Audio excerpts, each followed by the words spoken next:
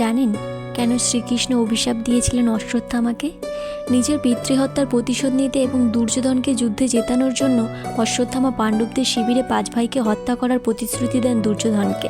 কিন্তু সেখানে পঞ্চপাণ্ডবের পরিবর্তে ছিল দ্রৌপদীর 5 পুত্র এবং অশ্বত্থামা ঘুমের মধ্যে তাদের হামলা করে যুদ্ধের নিয়ম ভঙ্গন করেছিলেন।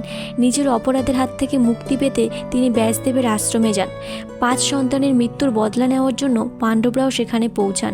পঞ্চপাণ্ডবকে সেখানে দেখে অশ্বত্থামা তাদের মারার জন্য ব্রহ্মাস্ত্র নিক্ষেপ করেন এবং তারপর অর্জুনও নিজের ব্রহ্মাস্ত্র নিক্ষেপ করেন।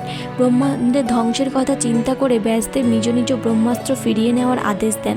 অর্জুন নিজের ব্রহ্মাস্ত্র ফিরিয়ে নিলেও অশ্বত্থামা বলেন তিনি ব্রহ্মাস্ত্র ফেরানোর কৌশল জানেন না।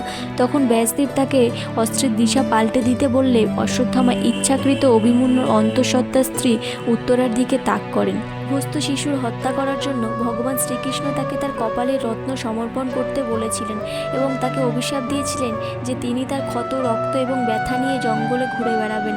তাকে কোনো ভালোবাসার, সহানুভূতি এমনকি করুণা দেখানোও হবে না। সে মৃত্যুর জন্য মিনতি করবে, তবে সে মরবে না। শেষ যুগে শেষ 3000 বছর ধরে তার পাপের বোঝা বহন করতে হবে তাকে।